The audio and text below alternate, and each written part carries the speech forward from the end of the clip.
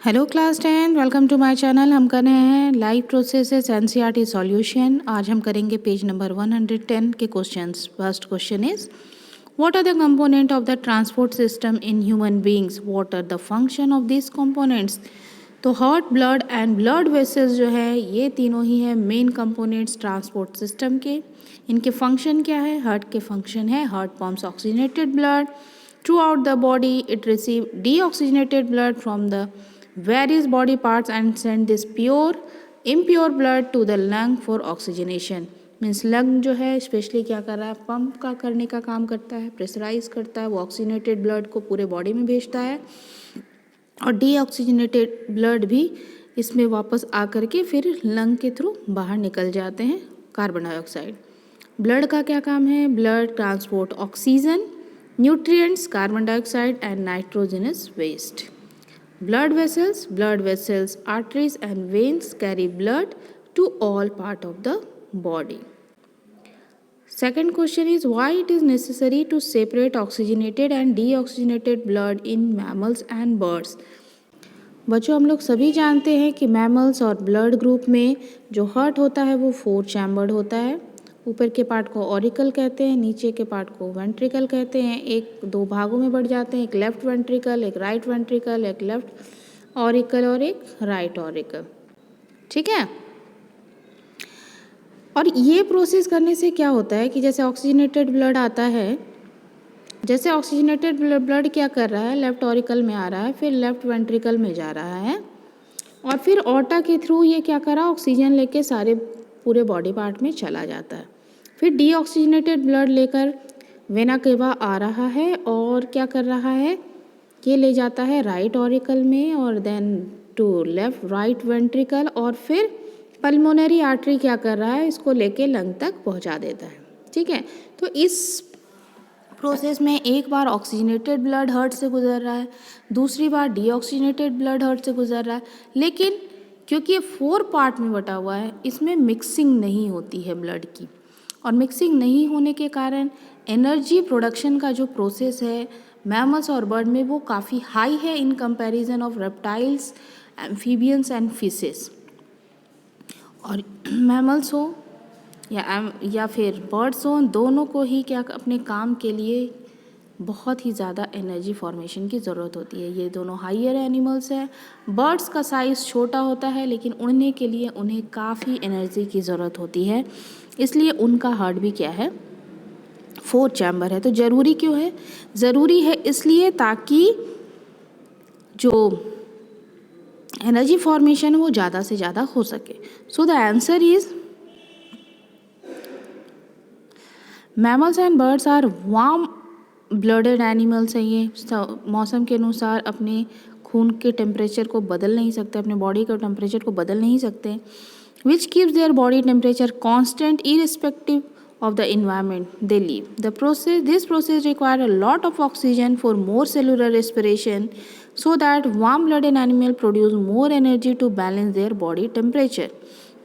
हमें बहुत ज़्यादा एनर्जी की ज़रूरत है हमारे बॉडी टेम्परेचर को मेंटेन करने के लिए। Hence, it is very important for warm-blooded animals to separate oxygenated and deoxygenated blood to keep their circulatory system efficient.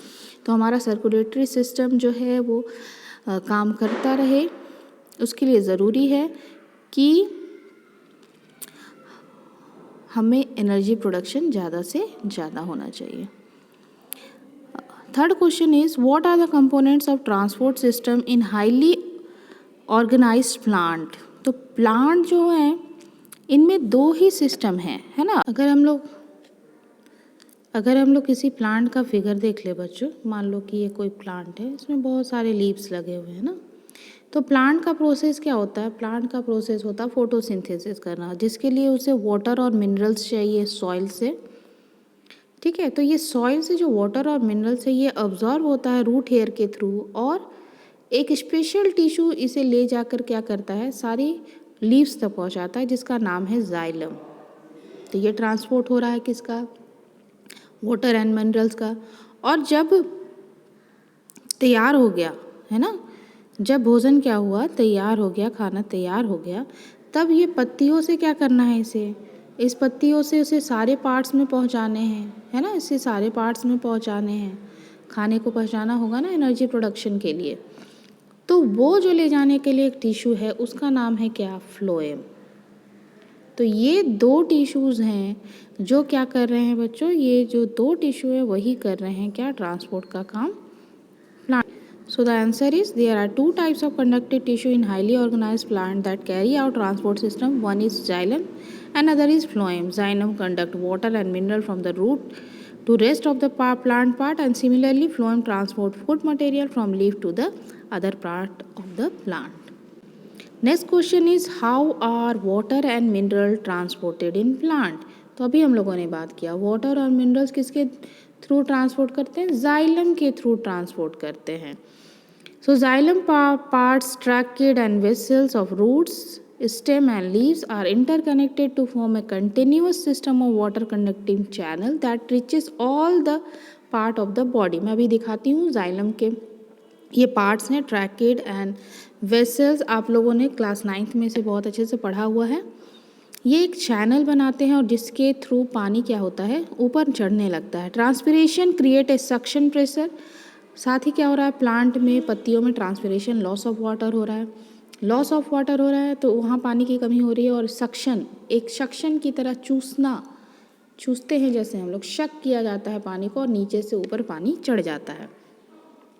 So which forces water into xylem cells of root? After this, there will be a steady movement of water from the root xylem to all part of the plant connected through interconnected water conducting channel. अभी मैं दिखा रही हूँ आपको।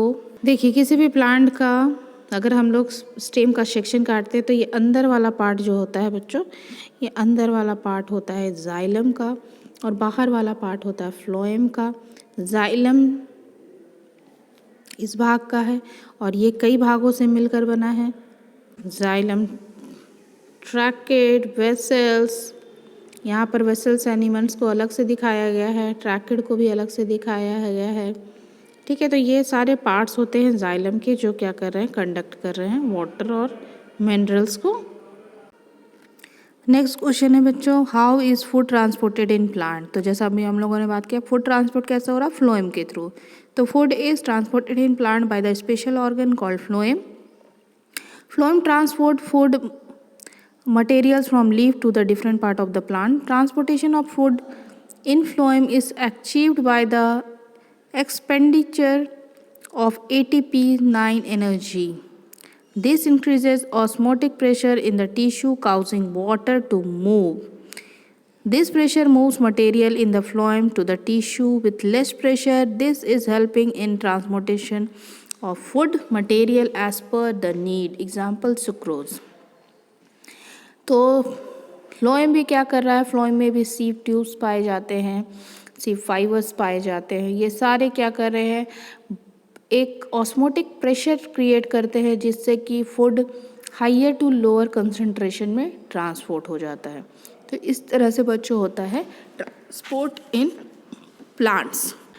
बच्चों इन पांचों question से related video मैं डिस्क्रिप्शन बॉक्स मैं इसके लिंक डाल दूंगी, वीडियोस के लिंक। आप चाहो उन वीडियो को देख करके इसको बहुत ही अच्छे से और समझ सकते हैं। ठीक है, सो मिलते हैं नेक्स्ट वीडियो में। Thank you.